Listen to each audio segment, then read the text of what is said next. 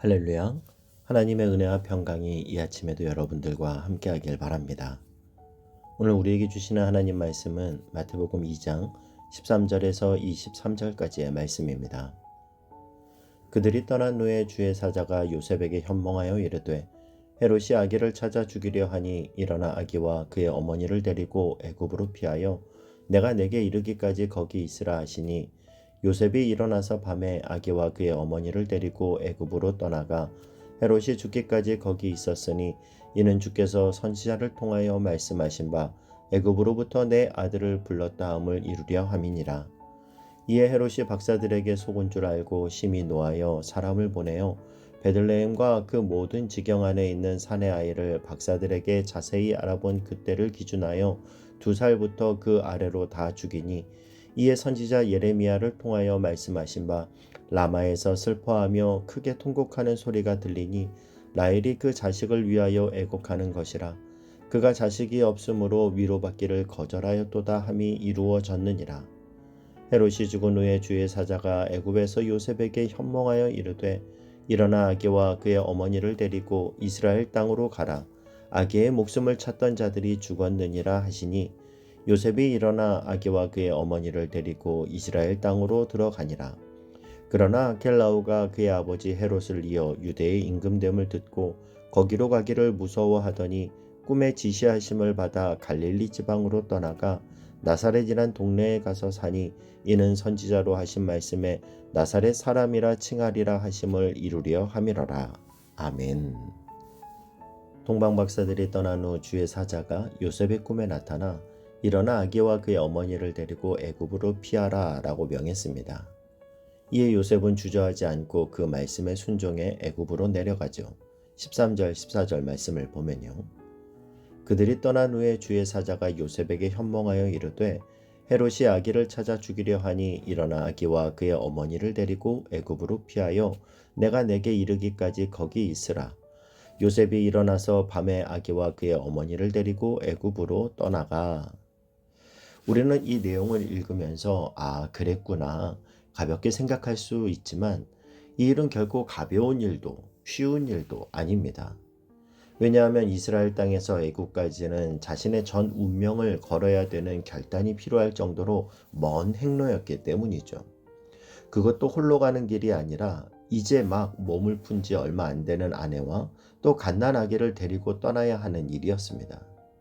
우리는 이 짧은 한 절의 말씀 안에서 요셉이 평소에 하나님의 말씀에 대해 얼마나 민감했고 그것이 하나님의 음성이라는 확신이 들었을 때 얼마나 주저함 없이 그 말씀에 순종하는 사람이었는지를 알 수 있습니다.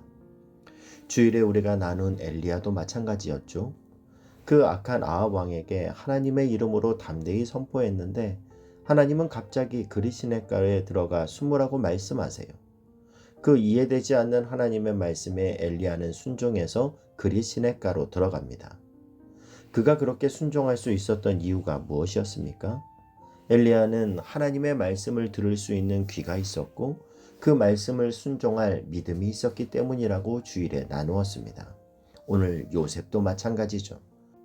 저는 저와 여러분이 하나님이 말씀하실 때 들을 수 있는 영적인 귀가 열리길 바라고 하나님의 음성을 분별했다면 지체 없이 순종할 수 있는 하나님의 사람 되실 수 있길 주님의 이름으로 축복합니다.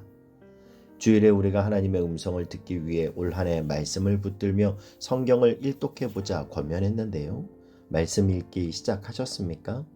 하루에 3장 읽으면 1년 동안 일독할 수 있어요. 올 한 해는 말씀을 붙들고 기도할 때 말씀 안에서 들려지는 주님의 음성을 들음으로 믿음의 길을 걷는 저와 여러분이 될 수 있길 주님의 이름으로 축복합니다. 동방박사들에게 속은 것을 한 헤롯은 극도로 분노하여 베들레헴과 그 주변의 2살 이하의 사내 아이들을 모두 죽이라는 잔혹한 명령을 내립니다. 16절 말씀을 보면요. 이에 헤롯이 박사들에게 속은 줄 알고 심히 노하여 사람을 보내어 베들레헴과 그 모든 지경 안에 있는 사내 아이를 박사들에게 자세히 알아본 그때를 기준하여 2살부터 그 아래로 다 죽이니. 그런데 성경은 이러한 일이 일어날 것을 이미 예레미야가 예언하고 있음을 밝히죠. 17절 18절 말씀도 보면요. 이에 선지자 예레미야를 통하여 말씀하신 바 라마에서 슬퍼하며 크게 통곡하는 소리가 들리니 라헬이 그 자식을 위하여 애곡하는 것이라.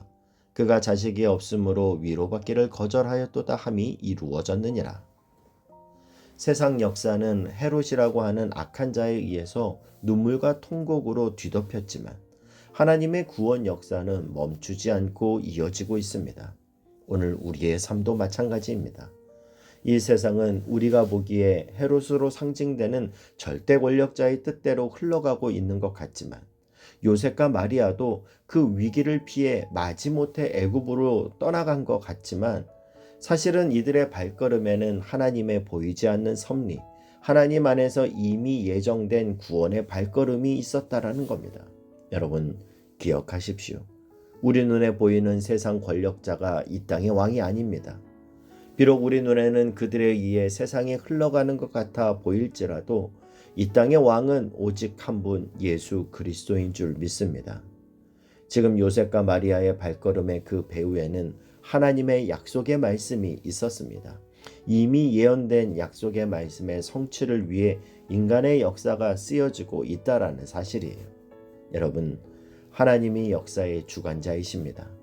이 관점 안에서 여러분의 삶에 일어나고 있는 모든 일들을 해석할 수 있기를 바랍니다. 그럴 때 저와 여러분의 삶의 이야기는 마지못해 걸어가는 그런 나의 스토리가 아니라 그분의 역사가 되고 하나님의 거룩한 영향력 아래서 이루어지는 하나님의 역사가 될 줄로 믿습니다.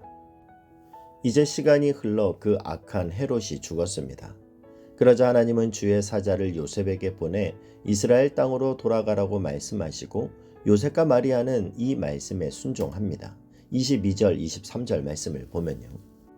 그러나 아켈라오가 그의 아버지 헤롯을 이어 유대의 임금됨을 듣고 거기로 가기를 무서워하더니 꿈에 지시하심을 받아 갈릴리 지방으로 떠나가 나사렛이란 동네에 가서 사니 이는 선지자로 하신 말씀에 나사렛 사람이라 칭하리라 하심을 이루려 함이로라.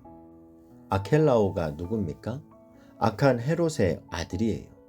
요셉과 마리아는 이 아켈라오가 두려워 북쪽으로 갈릴리까지 올라갑니다. 나사렛은 갈릴리 지역에서도 가장 작은 마을 중에 하나예요. 그래서 예수님의 별명이 나사렛 예수라고 불리워진 이유가 바로 여기에서부터 시작되었다고 마태는 기록하고 있습니다. 그런데 여러분, 사실 23절에 나오는 것처럼 이는 선지자로 하신 말씀에 나사렛 사람이라 칭하리라 하심을 이루려 함이로라. 이때 선지자는 누구일까요? 성경에 보면 예수님을 나사렛 사람이라 칭한다는 구절은 어디에도 나와 있지 않습니다. 그런데 마태는 왜 나사렛이라는 말과 이 예수님을 연결하면서 선지자로 이미 하신 말씀이라고 이렇게 기록했을까요? 나사렛 예수라는 말이 구약 성경 어디에도 나와 있지 않는데도 말이죠. 이 나사렛이라는 동네 이름의 어원은 넷제르라고 하는 단어에서 나왔는데 이 넷제르라는 말은 볼품없는 이런 뜻을 가지고 있습니다. 구약 성경에 예수님이 나사렛 예수라고 불리워질 것이라는 말은 나오지 않지만 예수님을 표현할 때 볼품없는 이라는 뜻의 넷제르라는 단어가 사용된 곳이 많이 있습니다. 예를 들어 이사야 11장 1절 말씀을 보면요. 이새의 줄기에서 한 싹이 나며 그 뿌리에서 한 가지가 나서 결실할 것이요. 여기에 나오는 가지라는 말이 바로 나사렛과 같은 어원인 넷제르입니다. 그리고 이사야 53장 2절에서는 예수님을 이렇게 표현하죠. 그는 주 앞에서 자라나기를 연한 순 같고 마른 땅에서 나온 뿌리 같아서 고운 모양도 없고 풍채도 없은즉 우리가 보기에 흠모할 만한 아름다운 것이 없도다. 여기서 연한 순 같다고 할 때 이 순 또한 나사렛과 어원이 같은 넷제르입니다. 그러니까 우리가 오해하지 말 것은요. 예수님의 외모가 우리가 흠모할 만한 아름다운 것이 하나도 없는 그런 분이었다는 말이 아니라 예수님이 넷제르, 보잘것없고 볼품없는 나사렛이란 동네에서 자라셨다라는 것을 예표하는 말씀이라는 거예요.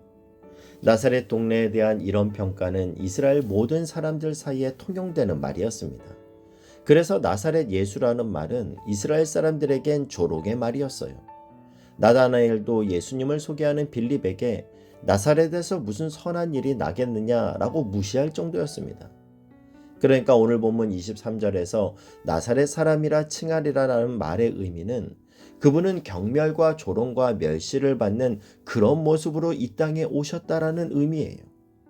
그렇게 예수님은 가장 낮은 자의 모습으로 겸손의 왕으로 이 땅에 오셨습니다. 고린도전서 1장 27절 이하에서 하나님은 바울을 통해 이렇게 말합니다. 하나님께서 세상에 미련한 것들을 택하사 지혜 있는 자들을 부끄럽게 하려 하시고 세상에 약한 것들을 택하사 강한 것들을 부끄럽게 하려 하시며 하나님께서 세상에 천한 것들과 멸시받는 것들과 없는 것들을 택하사 있는 것들을 폐하려 하시나니 이는 아무 육체도 하나님 앞에서 자랑하지 못하게 하려 하심이라. 여러분, 지금 여러분의 모습이 마치 사람들에게 나사렛 사람이라고 불려질 정도로 스스로 보기에도 보잘것없어 보이고 소망을 붙들지 못할 정도로 낮은 자존감 속에 있는 분 있으십니까? 이 아침 우리가 기억해야 할 것은 예수님은 너무나 초라한 말구유에서 나셨을 뿐만 아니라 누구도 주목하지 않고 무시의 대상이었던 나사렛에서 자라서 평생을 나사렛 예수라는 조롱으로 불리워졌지만 바로 그 예수님이 죽음으로 향하던 인류의 역사 가운데 십자가로 생명과 영생의 길을 여신 우리의 구원자가 되셨다라는 사실입니다. 여러분, 우리가 바로 나사렛 사람입니다. 그래서 고린도후서 12장 9절 말씀처럼 그러므로 도리어 크게 기뻐함으로 나의 여러 약한 것들에 대하여 자랑하리니 이는 그리스도의 능력이 내게 머물게 하려 함이라. 나의 없음이, 나의 연약함이, 나의 부족함이 오히려 그런 나를 통해 이루신 하나님의 일을 증명하는 가장 완벽한 조건임을 여러분 믿으실 수 있기를 바랍니다. 그 하나님이 오늘도 우리를 통해 하나님의 일을 드러내시길 기뻐하십니다. 내가 나를 드러내려고 애쓰는 인생이 아니라 오늘도 하나님의 영광을 비추는 반사판이 되어 나를 통해 드러나는 분은 오직 예수 그리스도 한 분만 되길 주님의 이름으로 축복합니다. 기도하겠습니다. 사랑하는 하나님, 오늘의 나의 삶이 나사렛 사람이라 불릴 정도로 연약하고 부족하지만 그러기에 더욱 주님을 의지합니다. 나를 통해 오직 하나님의 영광만이 드러나게 하여 주옵소서. 예수님의 이름으로 기도하옵나이다. 아멘.